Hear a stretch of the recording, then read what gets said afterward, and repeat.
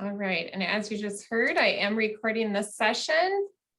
So I got that going and we'll get started one more minute. We'll get started in one more minute. Still a couple people joining here. And while we're waiting, if you can, if your name is wonky on the participant list, if you can, please rename yourself. You do that if you click on participants and then find yourself and click rename. That would be great. Then we know who you are. Thank you.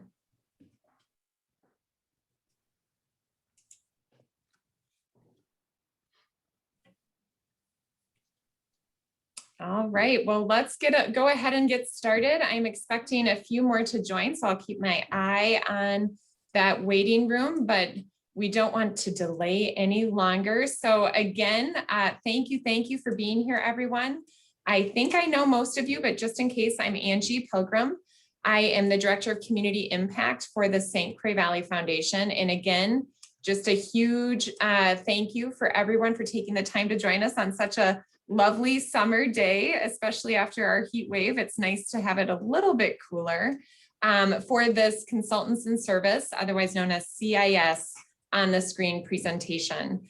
This is the fourth in a series of 4 Lunch and Learn professional development opportunities. And today we will be hearing from Roger Sievers. He's the owner of Sievers Creative on the digital marketing landscape. So lots to hear from him today. Let me let in Mickey. So a few Zoom logistics. As I mentioned, I've muted everyone just in case, but we will unmute later so you can ask questions if you have them. Roger does have a lot to review today via a lovely PowerPoint presentation. So if you have any questions, just type them into the chat box and we'll be sure to get to them at some point. And then just a reminder that the session is being recorded and we'll make it available on our website for later viewing. So before I turn it over to Roger, just a quick overview of the St. Cray Valley Foundation. We are a regional community foundation. We were founded back in 1995 to enhance the quality of life here in the St. Cray Valley. So though we are located in Hudson, Wisconsin, we support 10 completely volunteer-run affiliate foundations in 6 counties throughout the St. Cray Valley. And that includes Chisago and Washington counties in Minnesota, and Burnett, Polk, St. Croix, and Pierce counties in Wisconsin. And one of the things we do to fulfill our mission of enhancing the quality of life in the St. Cray Valley is we support area nonprofits through both grant dollars as well as professional development. So on that line, the professional development, in 2017, we launched the Consultants in Service program, CIS. And the idea of the program is to help small nonprofits with budgets of $500,000 or less by matching their needs with volunteer experts who volunteer their time. And they do everything from strategic planning to board development, marketing, finances, etc. And interested organizations complete a very straightforward application process that's available on our new and improved webpage, which you can link to via our homepage. And then another offshoot of that program is the CIS on the Road program, where our consultants present popular topics, those that many nonprofits are interested in, to a group. And because we're not currently meeting in person, though Roger and Nancy and I were just talking, that's starting to happen, which we're excited about. But because we're still not meeting in person very often, we're delivering that programming here on the screen via Zoom. If you're interested in learning more about CIS, please email me. You should have my email address. I'm happy to get you more information. But now, without further ado, I am happy to turn it over to Roger. Roger Sievers started a side business in 2004, which became Sievers Creative in 2010. He started the business to offer small to medium-sized businesses all of the skills of a big city agency at a cost that local businesses could afford. Since then, Sievers Creative has grown to a team of 8 and serves hundreds of clients throughout the region. Roger works at the company alongside his wife, Renee, and sister, Jessica, who are also both owners of Sievers Creative.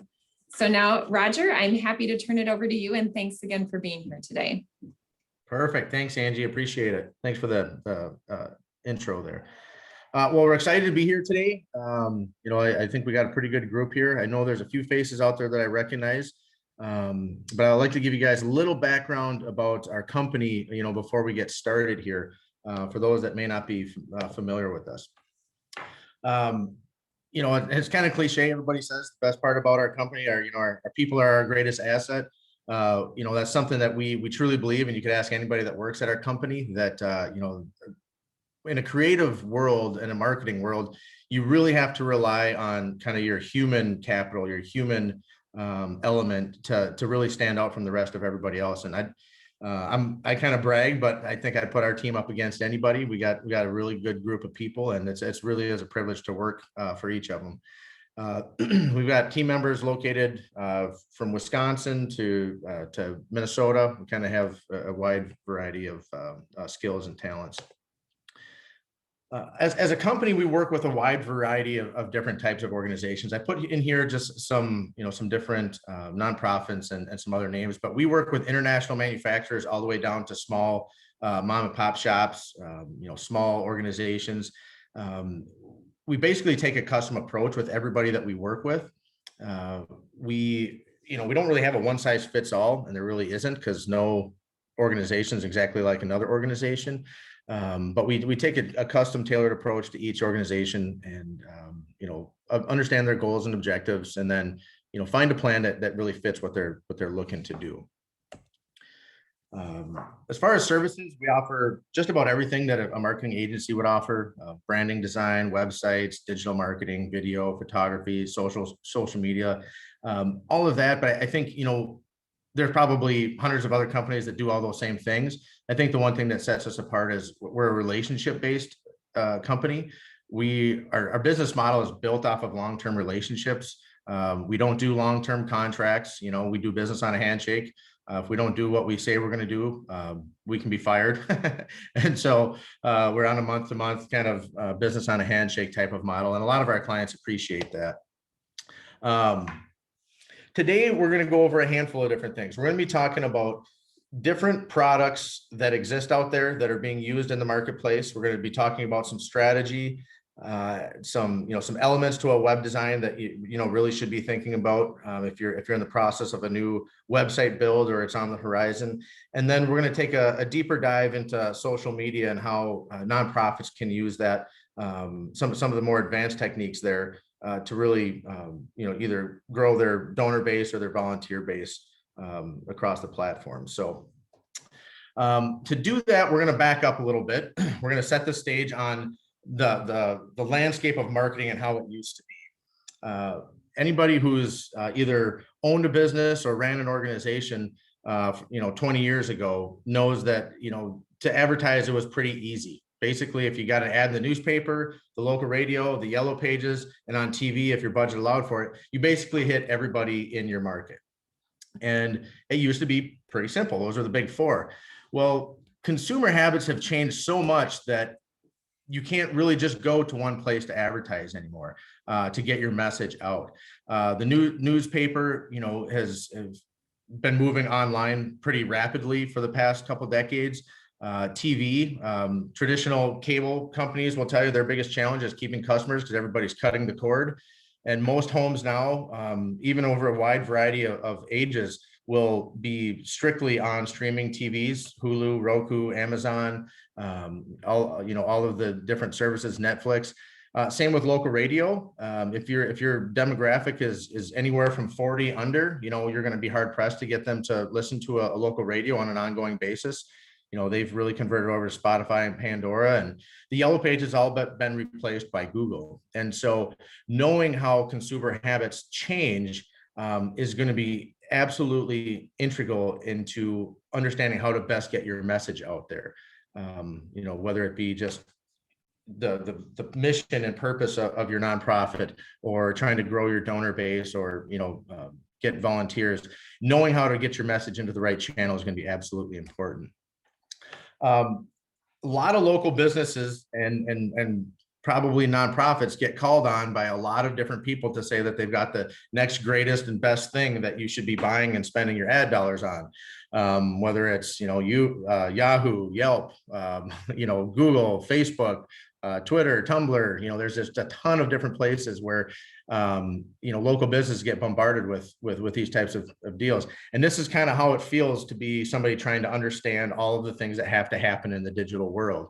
Our goal today is to kind of simplify some of this perception. The way that we do that is we really split things into 3 categories when it comes to marketing: earned, paid, and owned. Starting with owned, these are things that you invest in, you build, you create, and then you basically own them. And so your website, you build a really good website, that's your website, you can do with it as you choose. Email, building an email list. Once you build an email list of people who have volunteered or people who have donated, you will always have that email list. Some people will change their email, sure, but you'll have that list going forward. Building a following on social media, and then building a library of good content. These are all things that once you invest in them, you can use them going forward. Paid media, obviously, Facebook ads, website retargeting, pay-per-click, video ads on the connected TV, basically advertisement that you buy. And then the one that kind of gets overlooked a lot is the earned media. This is, when you get a press release and a newspaper mentions your cause or a fundraiser, when people write reviews about your organization, when people share your information, those are all impressions that you're getting out there, exposure you're getting that you've earned, but just by virtue of the things that you're doing. And so, the strategy that we take at Sievers Creative is that you really need to be looking at all 3 and making sure that each of these buckets have some type of allocation to them, some type of attention to them. You can have an amazing website, and it could be the most beautiful website in the world, best messaging ever. But if nobody's looking at it, you basically have a billboard on the moon. So you need to have some paid advertising so that you're getting out to the people that have never had an exposure with you, never had a touch point with your organization.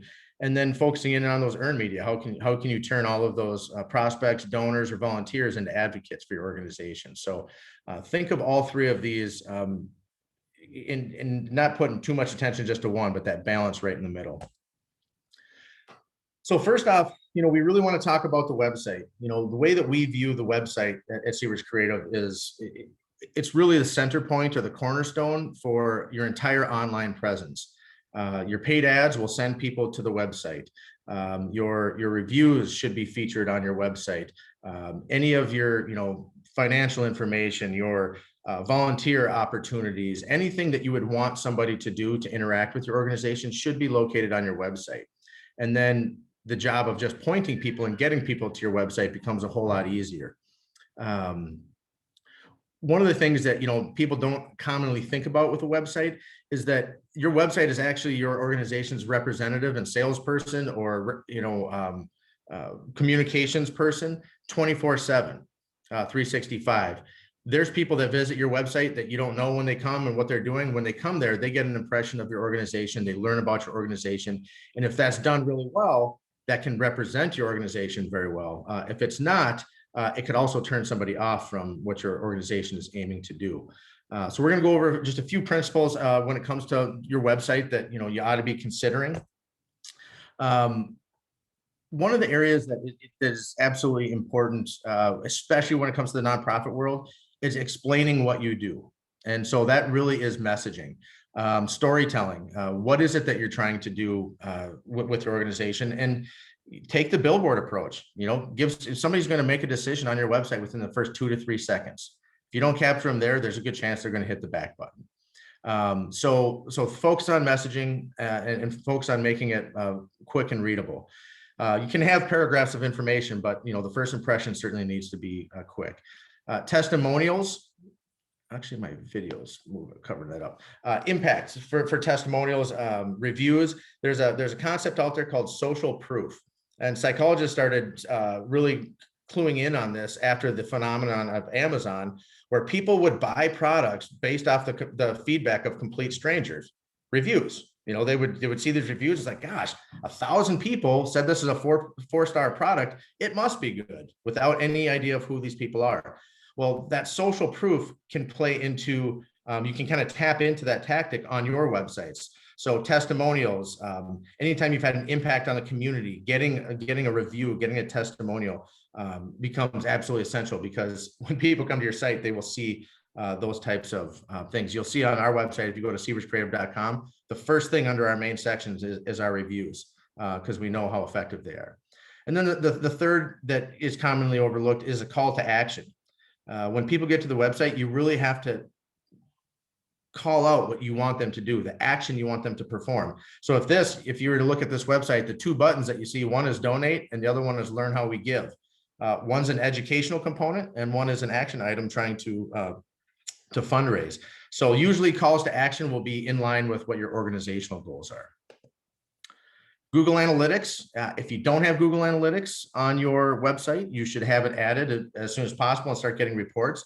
This will let you know how people are finding you and how your websites are interacting, or how your customers are interacting with your website. It can be critical when you're doing digital marketing campaigns to know if they're effective. I would certainly advocate that.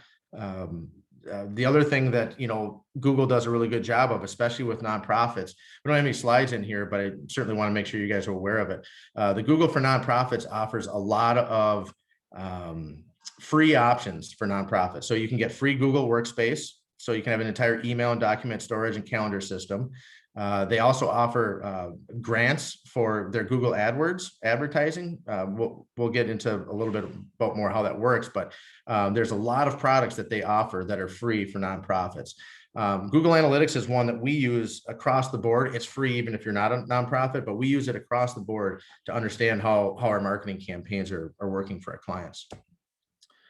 So just some basic essentials. If you're getting a website done, make sure it's a responsive design. Basically means it just responds to each device that it goes to: tablet, mobile phone, laptop, desktop. Google Analytics is essential. There's so much data out there that we can be using to make informed decisions for how we run our organization or marketing efforts. That it's just essential to have. And then a content management system where people can update their own websites. Should you have the need or desire to do. There's some should haves. You should have some basic search engine optimization, that social proof that we discussed, reviews and testimonials, unique imagery and content. People overlook this, but consumers have gotten pretty wise to see a stock photo when they get to a website. And so knowing that you can take unique photos of your events, your causes, your communities, and have those be featured on your website says a lot to a potential consumer. So those are just some of the bullet points on websites. I'd like to make sure that folks know those, because there's a lot of times where we've done presentations. People said, "Oh, I wish I would have known that. I just finished my website redesign." There's a couple of things I'm gonna have to go back and ask them to do.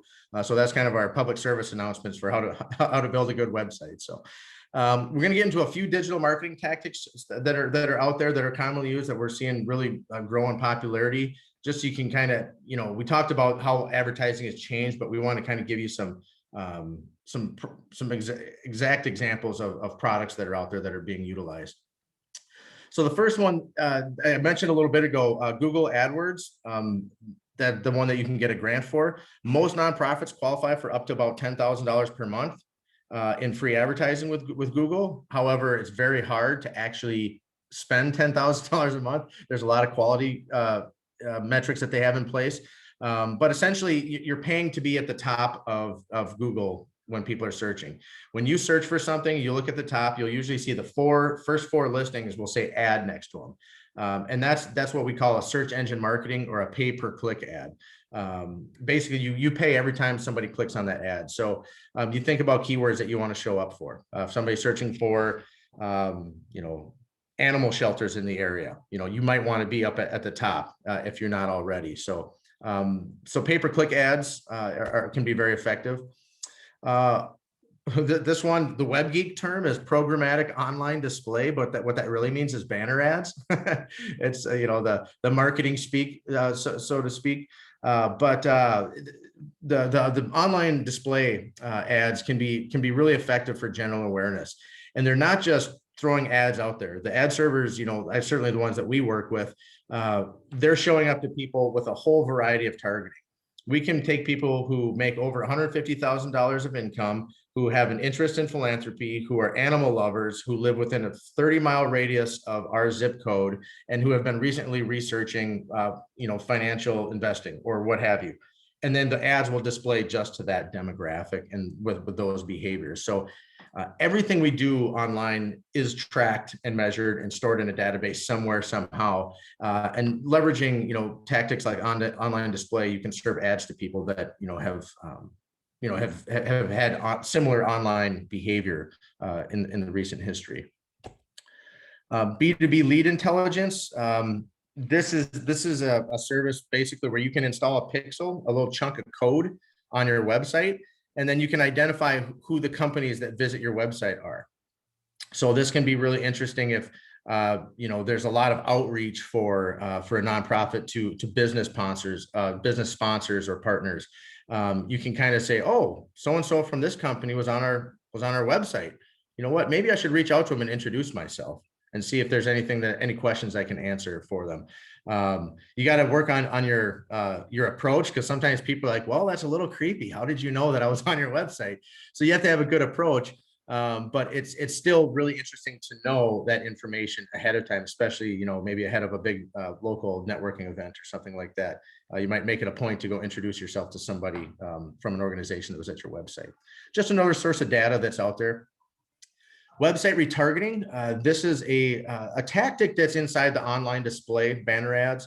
But essentially, when somebody visits your website, then they leave, they start seeing your ads wherever they go. Think of Amazon. You've gone to Amazon, you've looked at a product, and then you leave and you see Amazon ads everywhere, reminding you to come back and purchase that. It's a really, really effective tactic for consumer decisions that take a little bit longer, than a week. Obviously, you wouldn't want to retarget somebody if they're ordering a pizza, because by the time they see the ad, they've already ordered the pizza. But if somebody's considering partnering with a local nonprofit and they're searching and they're seeing what's in the community, maybe community organizations or foundations, that might be something that they're going to be thinking about for 3 months, 6 months, a year. I mean, who knows? It could be an extended decision, where it'd be nice to be showing up in front of them, just reminding them that you're still there because they expressed interest by visiting your website initially. Email marketing and management. There's two different approaches to email. One is your average newsletter. That can be really effective and probably a staple in each one of your guys' marketing toolkits, where you just kind of basically keep people apprised to what your organization's doing. There's third-party email, where you can send out 50,000 emails to people in all of those targeted data sets, as far as age, interest, household income, credit score, all of those, and just send out a mass email to a group of people if you're fundraising for an event, or you're looking to get some general awareness. And then another one that's really overlooked but is becoming more popular, we're seeing anyway, is email automation services. With companies like MailChimp or Constant Contact, you can create a series of emails, like a welcome series, where when somebody joins your newsletter, they'll automatically get a series of, let's say, 6 to 12 emails. Now, this can be really effective for people that maybe your organization does a lot of different things and people don't commonly understand everything that your organization does. When they sign up for your newsletter, you can automatically send them an email that says, hey, did you know we did this? Here's a featured project. Here's an community impact story. And it can be really effective at just engaging people with your organization without having to go and send an email every time. We talked about connected TV and audio. This is one of those tactics where people say, I want to reach people within 15 miles of 54017, and I want to deliver ads to them on their TVs. And you can hone in on just zip codes.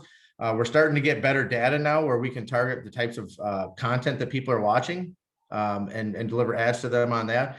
But this is kind of the direction that media consumption is going. It's going into smart TVs, and it translates to tablets and mobile phones and laptops. So just know that if you're looking at some type of a video or a TV campaign, that you really ought to consider connected TV. All right, we're going to jump into search engines a little bit. Search engines, I probably don't even need to say this, because you guys probably all are fully aware that consumer behavior just revolves around using search to find the things that we want now. It's integrated with our smart home speakers where, hey Alexa, find this for me, or hey Alexa this, or hey Siri. And then, if we're looking for, a local business, we go to search now. And so the question that you'd have to ask, I just said, hey Siri, and my phone turned on.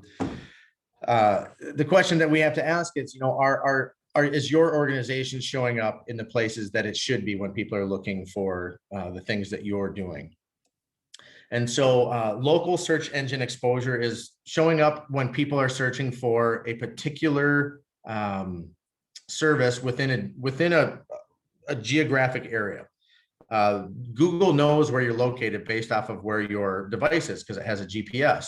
So if I search for nonprofits and I'm standing in River Falls, it's going to show me ones that are close to me there versus if I'm in Omaha, what shows up there. And so, I would advocate that you go out there and start searching for some of the things that you want to show up for and see where you show up. See if you show up on the map. See if you show up on the organic listings that we'll get to in a second. This right here, if you're not showing up on the Google map, there's a service that Google offers called Google My Business. And it's a free service, but basically you claim your listing and then you fill out all your information to make sure that it's accurate. It's free and it's pretty much just something that you have to do as a local business. A couple of the things that affect how you show up on that Google search. One of them is called directory listings. We have a directory listing service that's like $30 a month, and we claim all the listings for you and stuff like that. But it's all stuff that you can do for free. But people always ask us, well, who's really going to hotfrog.com or yellow.com or yellowbook.com to search for businesses? And the answer is not really anybody, but Google sees that. So your organization's information, your NAP information that we call name, address, and phone, is out on all of these different directories across the web. And Google will look at them and say, are they consistent? Right? So if I search for Sievers Creative Red Wing, Minnesota, I look across here and there's every one of these orange arrows is some type of an online directory. And so if Google looks out there and says, gosh, these guys have 50 directories, but the information's inconsistent. They moved a while back, so there's 2 different addresses, there's 2 different phone numbers. Maybe we shouldn't show them higher in the search results because we can't be confident that it's an accurate result.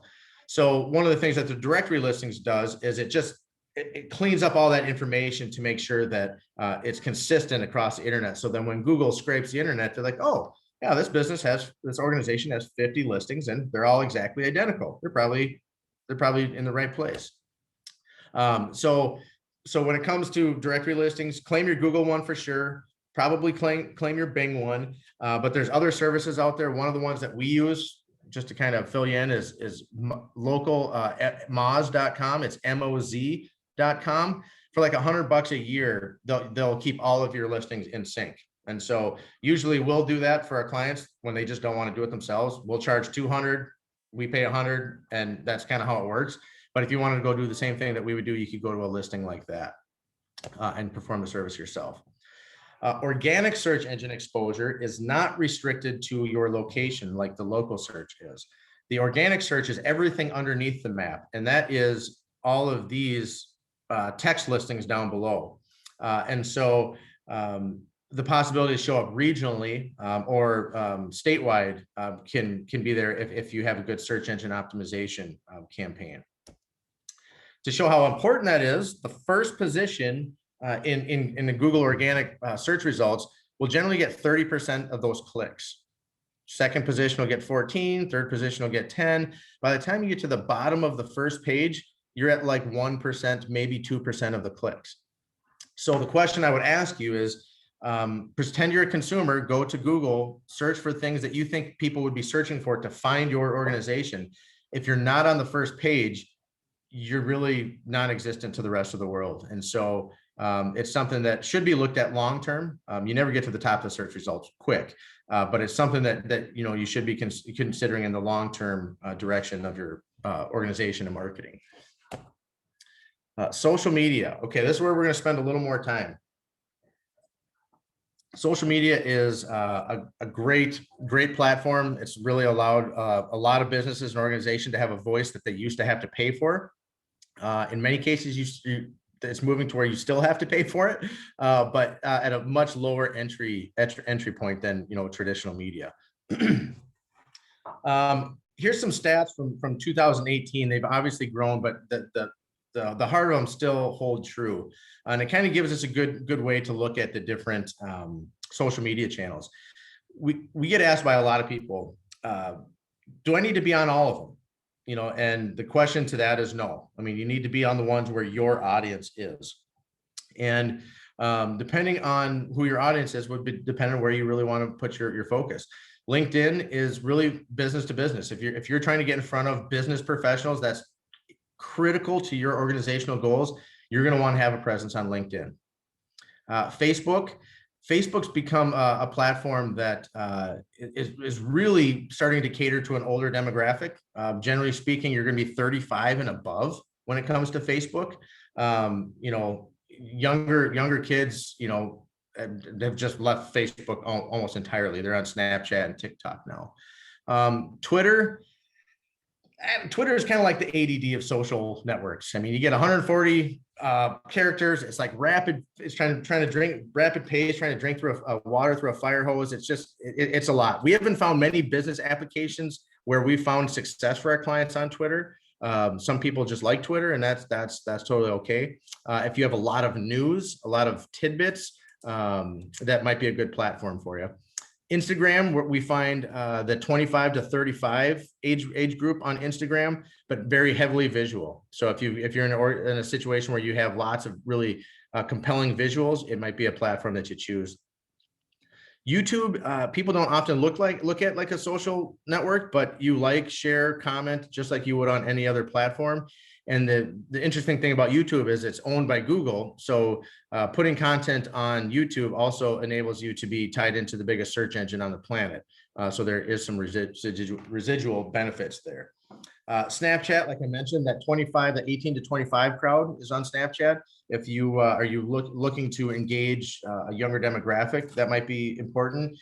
We do some marketing for a local pregnancy resource center that wants to have messages out there for young women who need help or are pregnant and don't know what to do, those types of things. And so Snapchat's right in that demographic that really caters to that. So they found success in just getting their message out to that younger demographic there.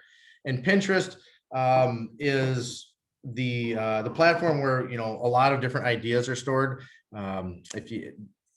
I haven't really found, I wouldn't say I've found any, examples when it comes to nonprofits that have really been applicable. I'd love to know if any of you guys have found success there and what you've done. But it really is an idea repository. So it is still very popular.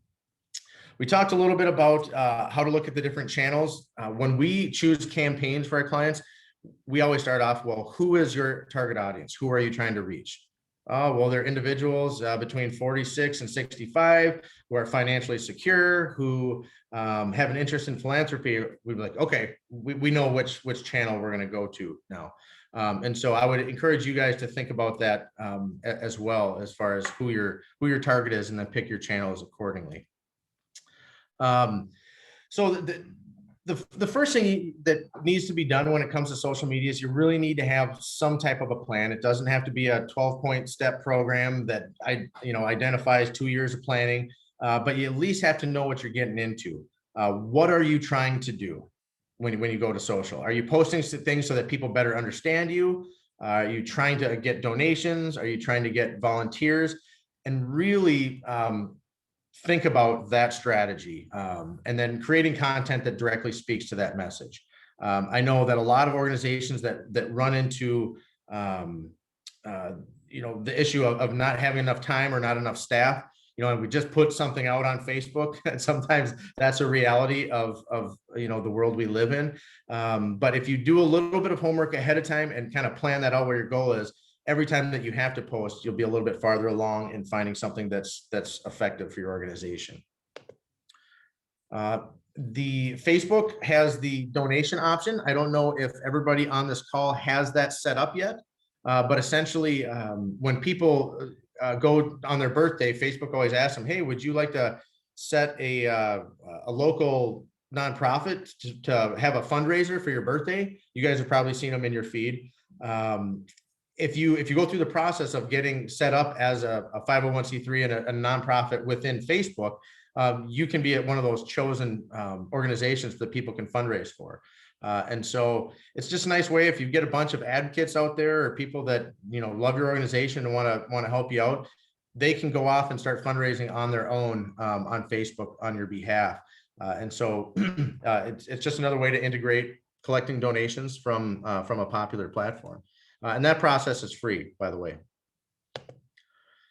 Few posting best practices. Use images and pose a question. Those can be very, very effective. They show higher engagement when you're asking for that engagement with people. Keep your text low. We're finding that under 50 characters is kind of the sweet spot for really effective Facebook posts. People are scrolling through their feed, and you got, again, 2 to 3 seconds to deliver an effective message to them. If you ever partner with other organizations, make sure to tag them in your posts because you're leveraging their audience as well. And then it creates a little bit of an engagement where they want to share the post likewise. So always keep that in mind. If you have the opportunity to tag somebody or tag a business, do so. One of the success stories that we have, you'll see how really effective that was. On average, you're going to reach between 5 and 8% of your followers. So if you have 1,000 followers and you post and nobody likes it, comments on it, shares it, you're probably going to reach between 50 and 100 people somewhere. It's hard to get exact numbers, but you're not going to reach a ton of people. But then when people like it, comment it, and share it, obviously you get in front of more people. Well, Facebook did this on purpose so that organizations literally have to buy advertising to reach the amount of people that they need to reach. And so we always include paid Facebook in all of our campaigns, unless there's just a massive Facebook audience. So think about allocating some ad dollars there, even if it's $50 or $100 a month. You know, whatever you can allocate, some type of boost or ad going on for your important posts. I'm going to run through real quickly how to do that so you guys know the capability there. On the left-hand side of your page, there will be a promote button. And it gives you the different option. Do you want to get leads? Do you want to boost a post? Do you want to promote an event? You know, do you want to get people to your website, et cetera, et cetera. Within that, once you choose, in this case, we choose to boost a post, you go through and you just start filling in some of the details. This is a nonprofit that we donated a website and all the maintenance and some Facebook advertising to. Really phenomenal organization, quietremembers.com if you want to check them out. But you basically go through, you add a button to your post, you know, you put a link in there, you can preview what your ad looks like. And then, let me go back one. Down on the bottom left, you can see the audience. You're going to choose the audience that you want to target. And so right here, we have people we choose through targeting. And so what we chose to do here is say, all right, we're going to want to target people within a 25-mile radius of River Falls, Wisconsin, that have interests in philanthropy and donations, people that are pet lovers. And then it'll only show these ads to those folks.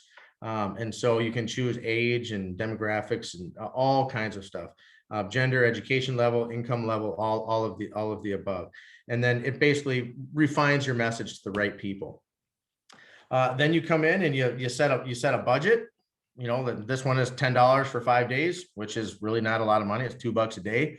And it'll estimate how many people you'll reach. So we're going to reach between 230 and 670 people a day. This process is absolutely important to do the right targeting when you do boosted posts with Facebook. And I would recommend that you have some type of a budget set aside each month for this. Some of the advanced techniques that Facebook offers is usually stuff that we integrate when we do campaigns. We have like an agency dashboard with them. We got our own Facebook representative, you know, somebody you can actually call, which is super nice. But in the ad manager platform, there's some more sophisticated things that you can do. The purpose of this is just to make sure that you know that these tactics are out there It might be a lot to try and just jump off and do it unless you got some experience in Ad Manager, but it will help kind of at least help you understand the landscape of what's popular and what people are doing out there. And so one of them is creating a custom audience. And so one of the ways that you can create a custom audience is you can take a pixel, which is a chunk of code. Again, you can paste that onto your website, and then Facebook can track all the people that are coming to your website. And you can create an audience out of the people who come to your website.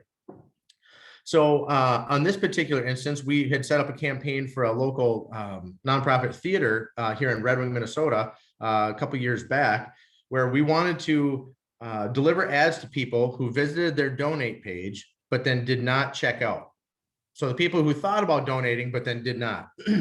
And so what we did is anytime that people would go to that page and then not fill out the form, we would start delivering ads to them. You know, maybe they didn't complete their purchase or their donation because there wasn't a strong enough value statement. Maybe they didn't understand everything that we were doing. And so we were delivering ads just to those people. You can do this for all of your website traffic. So if somebody comes and expresses an interest in your organization, you can start delivering ads to them on Facebook through a custom audience to maybe do a little more information, educational about your organization. Hey, learn what we did last year. Learn about the 10 groups that we gave, we helped last year in our community. Can be a really effective way, but just by leveraging your own website traffic. Another one that will be really, really popular will be, we got a success or a case study for this one as well, is having a list. You guys probably all have a list of volunteers or a list of donors or a list of people who are interested in your organization. You can take those spreadsheets, upload them into Facebook, and then create an audience based off of those lists. So if your organization, let's say your organization is 40 years old, and you have a list of people who've been donating or have donated sometime in the past 20 years to the organization, you can upload that entire list to Facebook and deliver ads just to those people who have already donated to you. So you're basically advertising to your existing base, essentially. But if you have a new initiative that comes out, you may want everybody that already knows you to make sure that they're aware of it. And if you're stuck with traditional channels like postcards or newsletters or things like that, your engagement might not be as high. But if you can send out a newsletter, an email, and show them on Facebook, you're going to be really hitting people on multiple channels and really increasing effectiveness. So think about how you can leverage that. I'll show you an example here in a minute of how to do that. On Facebook, anytime you guys are doing fundraising events or banquets or pop-up events, anything of the sort, always create a Facebook event and try and get people interested in to click going or interested or what have you. Because one of the things you can do in Ad Manager is you can actually create a audience of all the people who have responded to your events in the past year. So if you had 20 events in 1 year and you had 3,000 people that said they were interested in going throughout the course of that year, next time you have an event the next year, you can send ads just to the people who indicated they were interested in those events, which is pretty high likelihood that you're hitting the right people. So just know that that's there. Plus, events are just a great way to get exposure in the community as well. LinkedIn. I've just got one slide about LinkedIn. Know that there's a lot of things that you can do in LinkedIn. You can target the same type of advertising based off of business criteria. You can target people that are in certain job titles. If you just want to get in front of a CEO, if you just want to get in front of a marketing manager, et cetera, all of that can be done within LinkedIn. I think a good place for nonprofits in the LinkedIn world is to really become a thought leader. You come out and say, hey, we're going to be a leader in this thing that we have passion about. And we have, we're pursuing a cause in, and that's stuff that we've been seeing shared more and more on LinkedIn. Some of the inspirational types of things and good community things. When it comes to nonprofit initiatives. So, all right, a few success stories and kind of some lessons learned on them. So we partnered with Limelight Social Media out of Ellsworth when the Cheese Curd Festival kicked off, for first couple of years, we did a lot of the digital stuff. They handled all the Facebook. So we can't take credit for any of this, but it's a really important lesson learned when it comes to some tactics that can be utilized. At the Cheese Curd Festival, one of the things that they did was they took all of the vendors and made them co-hosts of their event. So kind of tagged them in the event. And so we're talking all the brewing companies, the food companies, everybody that was involved. And what ended up happening was this event was then exposed to all of their networks, and they just had this massive showing. The post went viral. I mean, over 80,000 people indicated they were interested in the event. And if you guys are familiar with Ellsworth, 80,000 people would be too many, right? And so there was a little bit of panic that went on, but obviously 80,000 didn't show up. But it was a record-breaking year, and they did really well. But it was just because what they did was they added those other vendors or those other partners as co-hosts and leveraged their audience, and so that was really effective. The Sheldon Theater down in Red Wing, we talked about that custom audience creation. And so one of the things that we did for them was all the people that had purchased tickets for their shows, we kind of segmented them by genre. So all the people who bought comedy tickets, we put those in a comedy audience. All the people who went to a bluegrass concert, we put them in a bluegrass audience. And then when a new concert came up, we could deliver ads just to people who we knew were interested in comedy, and it was very effective. And then same with donor profiles as well.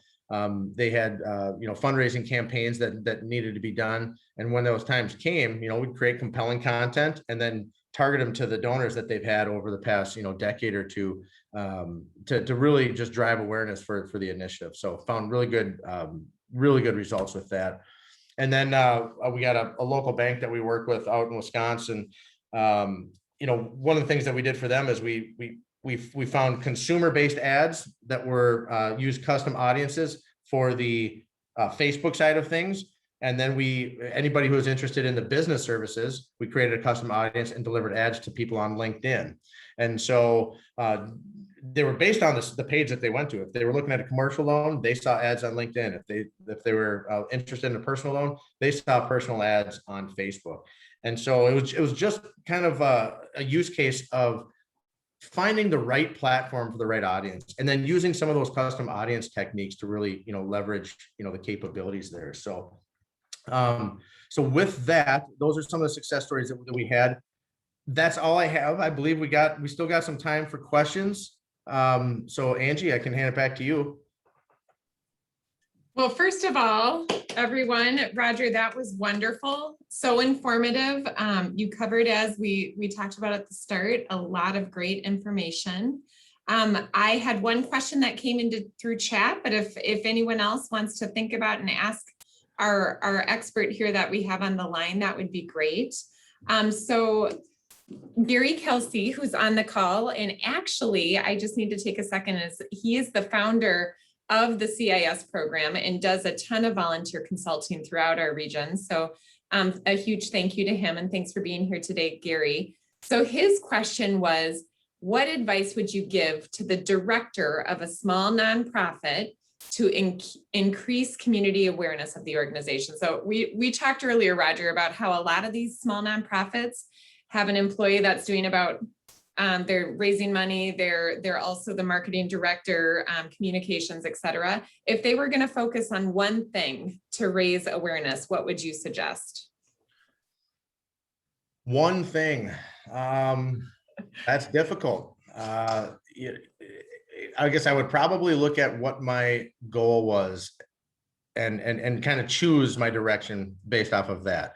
And that's a really vague answer, I understand. But if depending on what your organizational goal is, you're going to go in a different direction. If it's general awareness for the community, you're going to have some important community partners, chambers, news, if your town has any local news, those type of things. And I think the other thing that I would really advocate is setting a marketing budget. I know it's a difficult conversation for a lot of places, but if you have $300 to set aside for Facebook ads, anytime that you have an initiative, you can pretty much cover your town, you know, and everybody's gonna, a lot of people are gonna see that.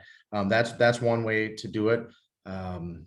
So yeah, and see, we're really big on not doing just one thing, not putting all of our eggs in one basket. You know, we'd build an email list, we'd send emails out to the people that we know. We would have an exposure on social media, and then, you know, sometimes, especially in smaller communities, relying on networking events to really kind of find out who's out there. Very good. Thank you. Okay, I'm going to open it up. Does anyone else here? I should unmute. I think I have everyone muted. Does anyone else want to ask a question or throw something into chat? I do know one thing that, you know, there's a lot of, like, every organization is different. They have different unique challenges and stuff like that. And so, you know, one of the things I'd like to offer, Nancy Long, who's on our team, she's just a marketing rock star. She runs around all over Wisconsin there. She got a real sharp eye and a real sharp ear for a lot of this stuff. And so if anybody has questions that they want to just have a sounding board for, you know, feel free to reach out to Nancy, and she'll certainly, you know, help out any way we can. Thank you. Thank you for that offer. And Nancy's really fun to be around too. So I echo that. Nancy's a rock star. Thank you, Mary Claire. I'm here for it. So Roger, is it when you, can I ask a question? Okay. Yes, please do. The Facebook event where you asked the vendors, so did you list them as co-hosts of event? Because some of the events that we do, you know, I'm always pleading with people, can you share, can you, you know, post, can you put on your page? So if you list them as, so do you need their permission to list them as co-hosts? So then that'll go, I mean, because sometimes asking them to do that doesn't always work. So asking them to do it. Yeah, Facebook will send them a notification to say, hey, they'd like to make you a co-host. Okay. You don't need their permission to tag them. So if you have an event and you want to tag them in the description, you're not required to do that. But when you make them a co-host, it'll send them a notification and say, hey, so-and-so would like to make you a co-host of the event.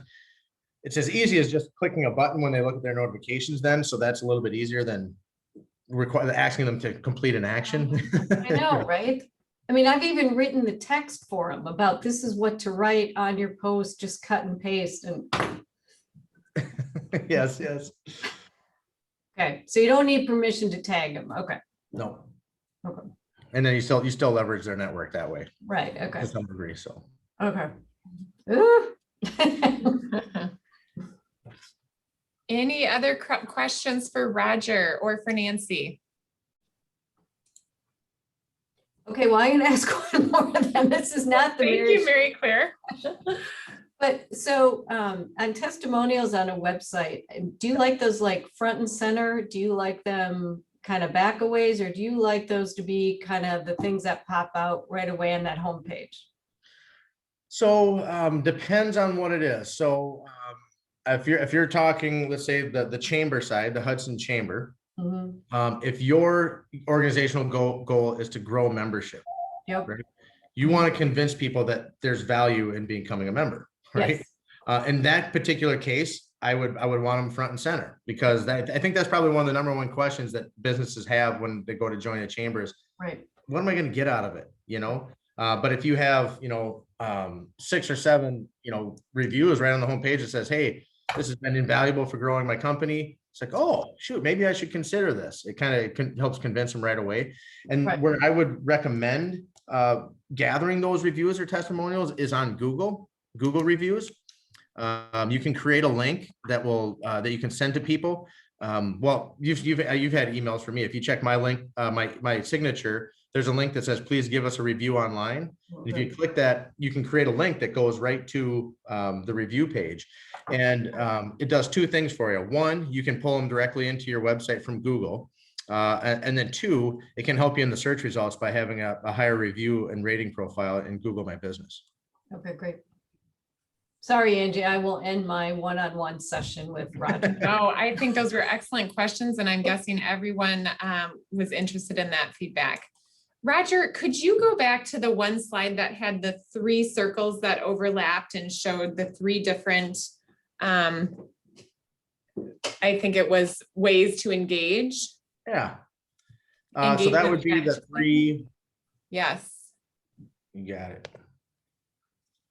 I think this slide would also be very beneficial to that, that new communications director trying to come up with the strategy for what they need to focus on, you know. This was, I thought, very good. Yeah, and it's difficult. I know, you know, a lot of nonprofits, especially smaller ones, kind of struggle with, you know, establishing marketing as a budget, looking at it not as an expense, but an investment, and really having some type of budget set aside for paid media. As small as it may be, but having something that you know is dedicated to that every year can be critical. Very good. Any other questions? And I see that. Oh, go ahead. Yes, Nancy. Yeah, I just wanted to let you guys know, I just put my contact information in the chat. So I'm usually up in the Richmond area or cruising through Hudson at least once a week. So if you want to get a hold of me, just shoot me a message and I'd be more than happy to stop and chat with anyone just to brainstorm if that's what you need help with. Very good. Thank you, Nancy. And I'll be sure to include that information in the follow-up email I send after the session. And while I have a minute, I think Gary may have a question, but while I have, go ahead, Gary. I'm sorry, and this probably is not fair. It's quick. First of all, because of your presentation, which I thank you for, now I'm craving cheese curds. But aside from that, the idea of optimization, this is not my area of expertise, and I know we've only got a couple minutes, but do you pay for optimization in the browser? How do you get your agency's name at the top, or how do you get your stuff at the top? Can you speak to that briefly? Yeah, so there's 2 components. There's an offsite and then an onsite component. The onsite is you have to have your content written in a way that contains the keywords that you want to show up for. It has to be written in a way that is attractive to Google. There's some behind the scenes things that need to be done on the website with how fast your website is, what we call meta tags, basically the text that shows up in the search engine listing. So all that stuff needs to be done on site. But then the bigger part of it is building a backlink profile of other websites that link back to your website. And so consider that kind of a stamp of endorsement. If Google if somebody's searching for a animal shelter and there's 2 animal shelters, one website has 500 high authority websites linking to it saying, hey, you should check out this organization, and the other one has 3. Google is going to make the assumption that, hey, this one that has 500 websites linking to it might be a better quality result. So we're going to show them that one instead. And that process, you can't just go out and buy links. We do a long-term campaigns, usually 6 months to a year, minimum of 6 months, where we acquire those links, we write content, we get them published on news sites and other high ranking sites so that we can build that rank profile. So combination of a couple things. Okay. Thank you. That's helpful. Okay, any other quick questions? Otherwise, we're coming up on 1 p.m. I want to just say a huge thank you again for attending today. A huge thank you to Sievers Creative for being willing to walk us through this information, super valuable. And as I mentioned, I'll be following up with everyone who registered with the survey. So if you can complete that survey, as well as with the information that Nancy provided so that you can reach out to her if you have some questions you'd like to brainstorm. But otherwise, thank you so much. I really appreciate it. It was good to see everyone. See you guys. Thank you. Take care, everybody. Go enjoy the day. Thank you. Yes, thank you.